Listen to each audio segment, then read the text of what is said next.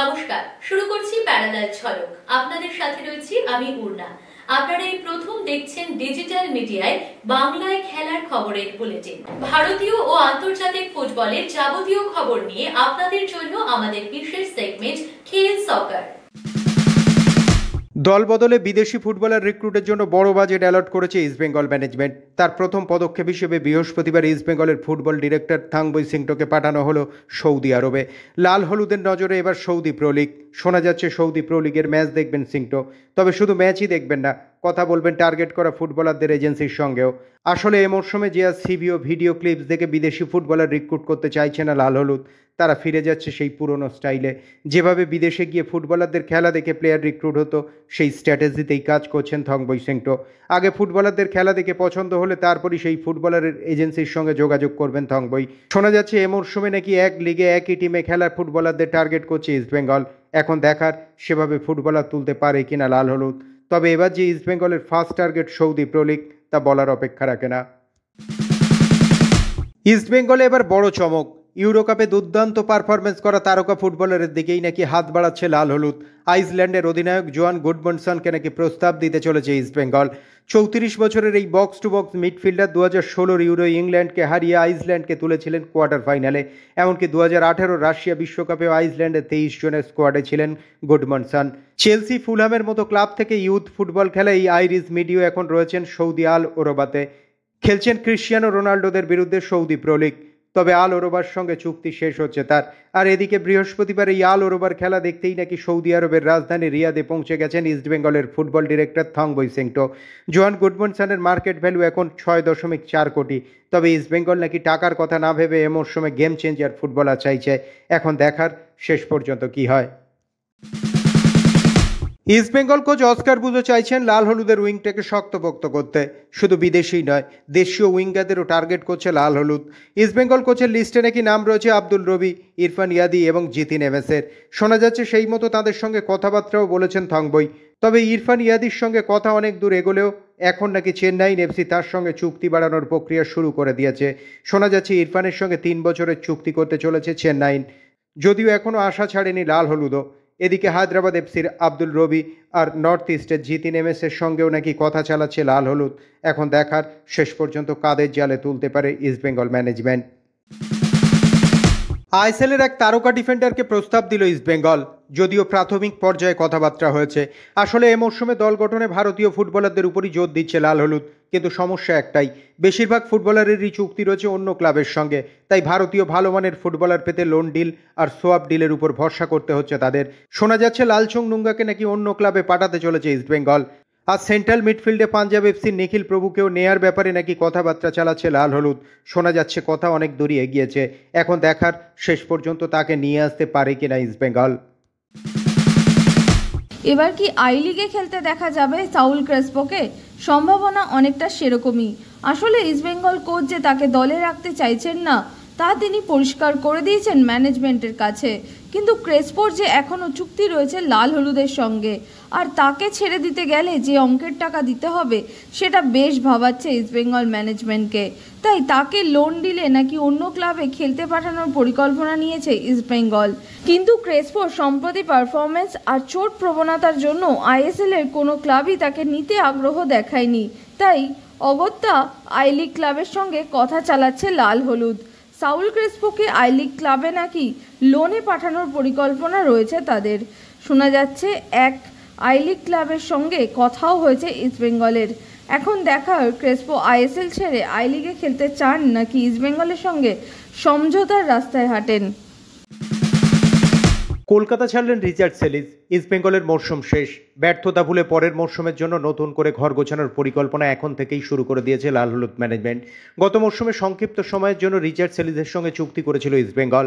মাহাদি Talal চোট পাওয়ার পর Oscar বুজো নিয়ে আসেন সেলিসকে, কিন্তু সেলিসও আসার পর চোট সমস্যাতে ছিলেন। তাছাড়া লাল হলুদ ম্যানেজমেন্টকে ভরসাও দিতে পারেননি। তাই শোনা যাচ্ছে পরের মরশুমে ম্যানেজমেন্টের পরিকল্পনাতে তিনি নেই। ক্লাবের সঙ্গে কথাবার্তা বলেই তাই পাকাপাকিভাবে ভেনেজুয়েলায় ফিরে যাচ্ছেন সেলিস। রবসন রবিনোকে নিয়ে কি এ মরশুমে দলবদলের ডার্বি দেখা যাবে? যা জানা যাচ্ছে, রবসন রবিনোর সঙ্গে মোহনবাগানের কথা অনেক দূর এগোলেও এখনও চুক্তিপত্রে সই করেননি এই ব্রাজিলিয়ান ফরওয়ার্ড। আর এবার সেই রবসন রবিনোকেই নাকি মোটা অঙ্কের প্রস্তাব পাঠালো ইস্টবেঙ্গল। এতদিন রবসনের সঙ্গে সাময়িক কথা বললেও তাদের প্রধান টার্গেট ছিল মিগুয়েল। কারণ রবসন চোট পাওয়ার পর প্রায় 1 বছর সেভাবে ম্যাচের মধ্যে ছিলেন না। নেইমারের বিরুদ্ধে ব্রাজিলিয়ান লিগে খেলেছেন ঠিকই, কিন্তু তিনি নাকি তার পুরো ছন্দে নেই। কিন্তু মোহনবাগানের প্রস্তাব রবসনের কাছে যেতেই এবার ইস্টবেঙ্গলও নাকি তড়িঘড়ি আসরে নেমে পড়েছে। এখন দেখার, এক সময় বসুন্ধরা কিংসে খেলা এই ফুটবলারকে শেষ পর্যন্ত ইস্টবেঙ্গল না মোহনবাগান কে নিয়ে আসতে পারে কলকাতায়।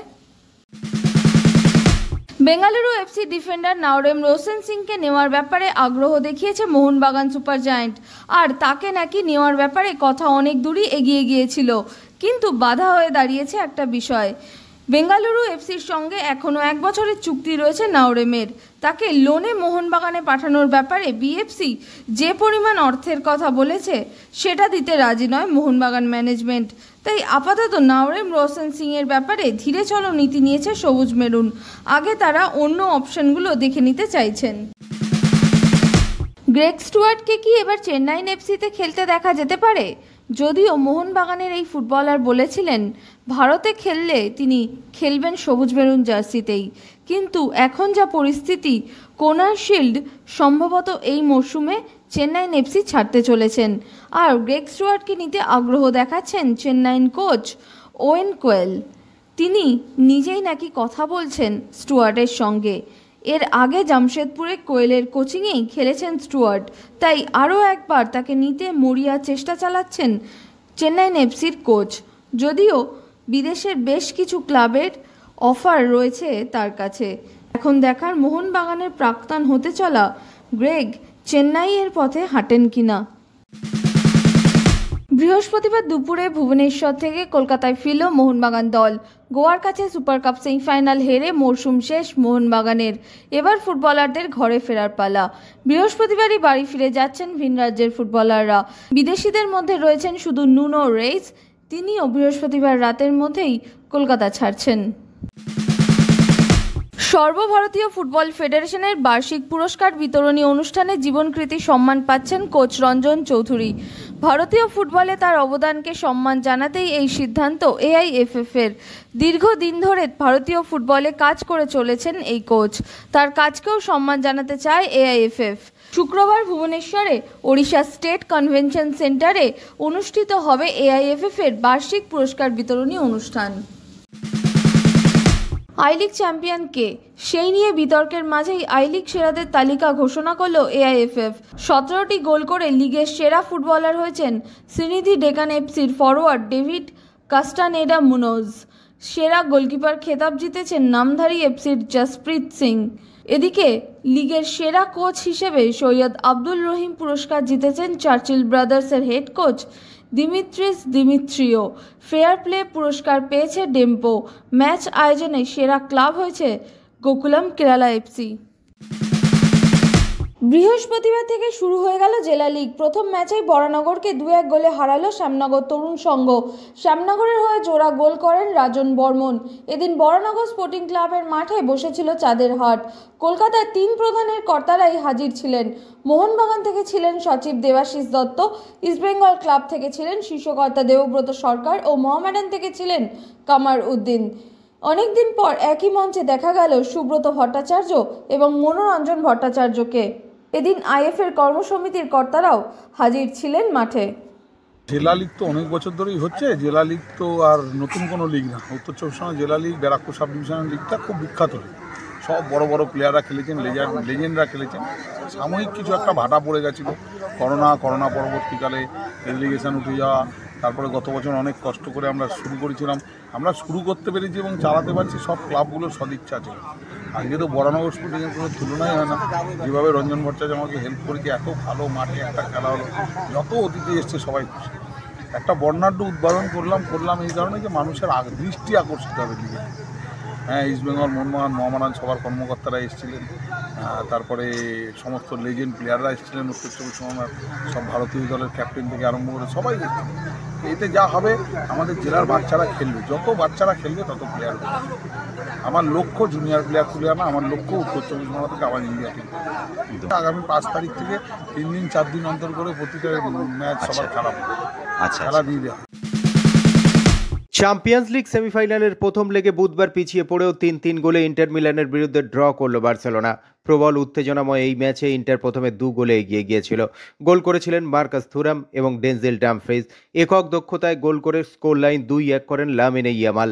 2-2 হয় ফেরান তোরেসের গোলে। আবার ইন্টার এগিয়ে যায় ডামফ্রিজের গোলে। শেষ লগ্নে ইয়ান সোমারের আত্মঘাতী গোলে ম্যাচ শেষ হয় 3-3। চ্যাম্পিয়ন্স লিগে সর্বকনিষ্ঠ ফুটবলার হিসেবে গোল করার নতুন কীর্তি লামিনে ইয়ামালের। ভাঙলেন কিলিয়ান এমবাপের রেকর্ড। বুধবার ইন্টার মিলানের বিরুদ্ধে গোল করে এই রেকর্ড ভাঙলেন তিনি। ইয়ামালের বয়স 17 বছর 291 দিন। এমবাপে চ্যাম্পিয়ন্স লিগে প্রথম গোল ছিল 18 বছর 140 দিনে। বুধবার প্রথম লেগের রুদ্ধশ্বাস 3-3 ম্যাচে দলের পারফরমেন্সে সন্তুষ্ট ইন্টার মিলানের কোচ সিমোনে ইনজাগি। কিন্তু আগামী বুধবার চ্যাম্পিয়ন্স লিগ সেমিফাইনালের দ্বিতীয় লেগে বার্সেলোনার মুখোমুখি হওয়ার আগে তাঁর দুশ্চিন্তা বেঞ্জামিন পারভার্ট এবং লাউটারো মার্তিনেজের মতো দলের প্রধান ফুটবলারদের চোট। বুধবার চ্যাম্পিয়ন্স লিগ সেমিফাইনালের প্রথম লেগে বার্সেলোনা ইন্টার মিলানের 3-3 ফলাফলের ম্যাচে মেসির একটি রেকর্ড ভেঙে দিলেন বার্সেলোনার ব্রাজিলিয়ান মিডফিল্ডার রাফিনা। এখনো পর্যন্ত এই মরশুমে চ্যাম্পিয়ন্স লিগে 20টি গোলে অবদান রাখলেন তিনি। 12টা গোল করেছেন এবং 8টা অ্যাসিস্ট রয়েছে তাঁর ঝুলিতে। 2011-12 মরশুমে মেসির অবদান ছিল 19টি গোলে। বৃহস্পতিবার ইউরোপা লিগের শেষ 4 লড়াইয়ে ম্যানচেস্টার ইউনাইটেড মুখোমুখি হচ্ছে অ্যাথলেটিক বিলবাওয়ের। Manchester United coach Ruben Amorim সাংবাদিকদের বলেছেন, ইউরোপা লিগ জিততে পারলে দলের এই মরশুমের ব্যর্থতা হয়তো ঢাকা যাবে না, কিন্তু আগামী মরশুম করার আগে এই ট্রফিটা দলকে কিছুটা হলেও উদ্বুদ্ধ করবে। এবারের ইপিএলে ম্যানচেস্টার ইউনাইটেড শেষ করেছে 14 নম্বরে। 15টা ম্যাচ হেরেছে তারা।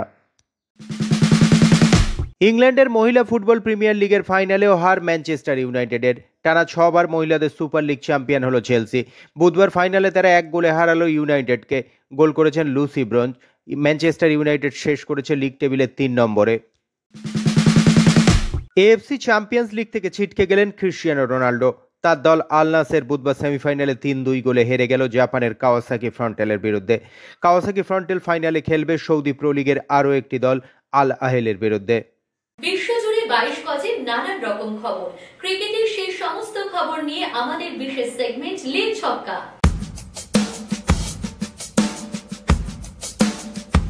মহেন্দ্র সিং ধোনির আইপিএল ভবিষ্যৎ নিয়ে আবার আলোচনা শুরু হয়ে গেল। বুধবার চিপকে পাঞ্জাব কিংসের কাছে 4 উইকেটে হেরে প্লে অফের দৌড় থেকে ছিটকে গেল সিএসকে। তারপরই ধোনিকে দেখা গেল মাঠের ধারে গিয়ে ফ্র্যাঞ্চাইজি মালিকদের সঙ্গে দীর্ঘক্ষণ আলাদাভাবে কথা বলতে।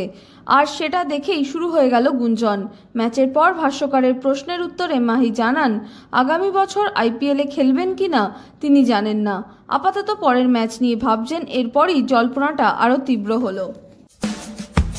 বুধবার ম্যাচ জিতলেন, নিজে বড় রান পেলেন, তবু শাস্তির মুখে পড়তে হলো পাঞ্জাব কিংস অধিনায়ক শ্রেয়াস আইয়ারকে। স্লো ওভার রেটের জন্য শ্রেয়াসের 12 লক্ষ টাকা জরিমানা হলো। এটিই পাঞ্জাব কিংসের প্রথম ওভার রেট অফেন্স। এর জন্য 19তম ওভারে তাঁদের একজন বাড়তি ফিল্ডারকে 30 গজ বৃত্তের মধ্যে রাখতে হয়েছিল। তা সত্ত্বেও হ্যাটট্রিক পেতে অসুবিধা হয়নি যজুবেন্দ্র চাহালের। পাঞ্জাব কিংস শিবিরে দুঃসংবাদ, আঙুলের হাড় ভেঙে যাওয়ার জন্য সম্ভবত আইপিএলের বাকি ম্যাচগুলি থেকে ছিটকে গেলেন গ্লেন ম্যাক্সওয়েল। কেকেআর ম্যাচের আগে ট্রেনিংয়ের সময় চোট পেয়েছিলেন ম্যাড ম্যাক্স। সেটা এত বড় হবে প্রথমে বোঝা যায়নি, কিন্তু সেটাই তাকে ছিটকে দিতে চলেছে। লেগ স্পিনার রঘু শর্মাকে দলে নিল মুম্বাই ইন্ডিয়ান্স। চোট পেয়ে ছিটকে যাওয়া ভিগনেস পুথুরের জায়গায় তাকে নেওয়া হলো। রঘু পাঞ্জাবের ক্রিকেটার। প্রথম শ্রেণীর ক্রিকেটে তার 57টি উইকেট আছে। তার বেস প্রাইস 30 লক্ষ টাকায় তাকে নিল মুম্বাই ইন্ডিয়ান্স। আইপিএলের মঞ্চে প্রথমবার ঢুকলেন রঘু শর্মা। এআই রোবট সারোমেয়র নামকরণের জন্য বিসিসিআইকে আদালতে নিয়ে গেল দিল্লি প্রেসপত্র প্রকাশন। আসলে বিখ্যাত চম্পক ম্যাগাজিনের প্রকাশক তারা। চম্পক একটা বড় ব্র্যান্ড, কিন্তু আইপিএলের জন্য যে এআই রোবট সারোমেয় বানিয়েছে বিসিসিআই, তার নাম রাখা হয়েছে চম্পক। সে কারণেই ট্রেডমার্ক বিধি লঙ্ঘন করার জন্য আদালতে গেল চম্পকের প্রকাশকরা। আদালত বিসিসিআইকে নোটিশ দিয়ে জানিয়েছে 4 সপ্তাহের মধ্যে জবাব দিতে হবে। নিজের বাবা মাকে রাজি করিয়ে ফেললেন রোহিত শর্মা। আসলে রোহিতের খেলা দেখতে সচরাচর স্টেডিয়ামে আসেন না তার বাবা মা, কিন্তু ওয়াংখেড়েতে রোহিতের নামে নতুন স্ট্যান্ডের উদ্বোধন হবে। সেই দিন ওই স্ট্যান্ডে বসে রোহিতের খেলা দেখবেন তার বাবা মা। এ ব্যাপারে যে তাঁদের সঙ্গেও কথা হয়ে গিয়েছে সেটাই জানালেন হিটম্যান। এই ওয়াংখেড়েতেই রোহিতের বেড়ে ওঠা, তাই দারুণ গর্বিত ও আবেগপ্রবণ ভারতের টেস্ট অধিনায়ক। সুজয় শর্মা আরসিবির লেগ স্পিনার এখন আইপিএলে দারুণ ছন্দে। তার প্রচণ্ড যন্ত্রণা নিয়ে ইনজেকশন নিয়ে খেলার দিন শেষ। এখন পুরোপুরি সুস্থ তিনি।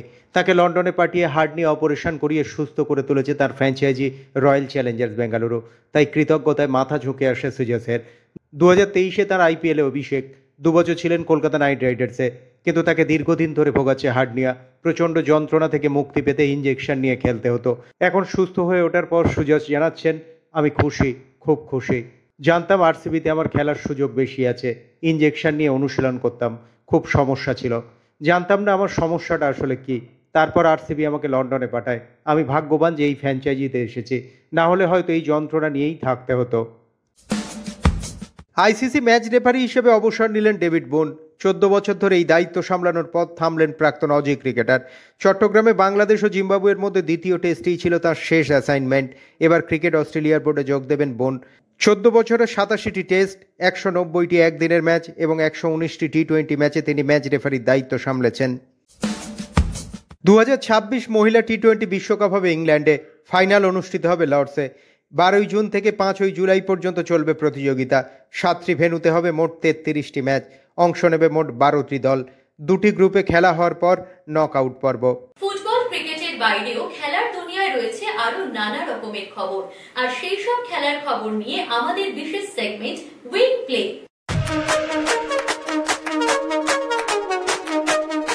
মে মাসের 24 তারিখ থেকে বেঙ্গালুরুতে শুরু হতে চলেছে নীরজ চোপড়া ক্লাসিকের প্রথম সংস্করণ। এই ইভেন্টে পাকিস্তানের সোনাজয়ী জ্যাভলিন থ্রোয়ার আরশাদ নাদিমকে আমন্ত্রণ জানানোয় তীব্র সমালোচনার মুখে পড়েছিলেন ভারতের তারকা অ্যাথলেট নীরজ চোপড়া।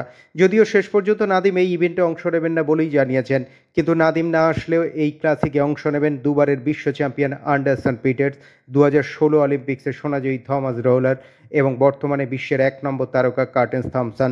এছাড়াও নীরজ চোপড়া নিজেও এই ইভেন্টে নামতে চলেছেন। অতএব সব মিলিয়ে এটা যে একটা নক্ষত্রখচিত ক্লাসিক ইভেন্ট হতে চলেছে তার বলার অপেক্ষা রাখে না। অলিম্পিক্স পদকজয়ী মোট 300 জনেরও বেশি ক্রীড়াবিদ সদ্য সমাপ্ত প্যারিস অলিম্পিক্সের আগে প্রায় 8 কোটি টাকার ভ্রমণ বিল এখনও জমা দেননি বলেই শোনা যাচ্ছে। গত বছরের মাঝামাঝিতে অলিম্পিক্স শেষ হয়ে গেলেও গোটা অর্থবর্ষ কেটে যাওয়ার পরেও স্পোর্টস অথরিটি অব ইন্ডিয়ার কাছে এখনও কোনো আর্থিক বিল জমা দেননি ক্রীড়াবিদরা। বুধবার মিশন অলিম্পিক সেলের বৈঠকে এই খবর সামনে আসে। এই তালিকায় নাম রয়েছে মীরাবাই চানু, বজরং পুনিয়া, ভিনেশ ফগট, সাইনা নেহওয়াল সহ আরও বিশিষ্ট তারকা অ্যাথলিটদেরও। চতুর্থবারের মতো মাদ্রিদ ওপেনের সেমিফাইনালে পৌঁছলেন গত বছরের রানার আপ আরিনা সাবালেঙ্কা। গত বুধবার ইউক্রেনের প্রতিদ্বন্দ্বী মার্তা কোস্টেউকের বিরুদ্ধে দুর্দান্ত লড়াই করে 7-4, 9-7 গেমে জয় পান সাবালেঙ্কা। মাঝে অন্তরায় হয়ে দাঁড়ায় বৃষ্টি। যদিও সেসব উপেক্ষা করে টুর্নামেন্টের শীর্ষ বাছাই সাবালেঙ্কার প্রথম সেটে জয় নিশ্চিত করতে সময় লাগে 84 মিনিট। টাইগার উডসের পরে রোরি ম্যাকিলরয়কেই বিশ্বের সেরা গল্ফ তারকা হিসেবে ধরা হতো। 122 সপ্তাহ বিশ্ব ক্রমতালিকায় নিজেকে 1 নম্বরে ধরে রেখেছিলেন তিনি। এবার গল্ফ থেকে সাময়িক বিরতির সিদ্ধান্ত নিলেন উত্তর আয়ারল্যান্ডের এই গল্ফার। জুরিক ক্লাসিকের খেতাব হাতছাড়া হয় তাঁর এই সিদ্ধান্ত বলে মনে করছেন অনেকেই। তবে কবে আবার গল্ফের মাঠে ফিরবেন তা নির্দিষ্ট করে জানাননি ম্যাকিলরয়। খেলার দুনিয়ায় শোনা যায় নানা রকমের মন্তব্য, আর সেই সব মন্তব্যের কোলাজ নিয়ে আমাদের বিশেষ সেগমেন্ট থ্রো ইন। প্রচারের আলো কিংবা সমালোচনা থেকে বৈভবকে সম্পূর্ণরূপে দূরে রাখা সম্ভব নয়। এগুলো আমরা নিয়ন্ত্রণ করতে পারবো না। তবে ওর পাশে দাঁড়িয়ে কিভাবে সবটা সামলাতে হবে সেটা নিয়ে সাহায্য করা আমাদের কর্তব্য। Lamine Yamal genius. আমার মনে হয় সে বড় মঞ্চ উপভোগ করে। আমি খুশি এই কারণে যে 50 বছর পর আসা এমন প্রতিভা বার্সার হয়ে খেলছে। প্যারালাল ঝলক আজ এ পর্যন্তই। খেলার দুনিয়ার সেরা প্যাকেজ নিয়ে দেখতে থাকুন প্যারালাল ঝলক প্রতিদিন রাত 10টায়।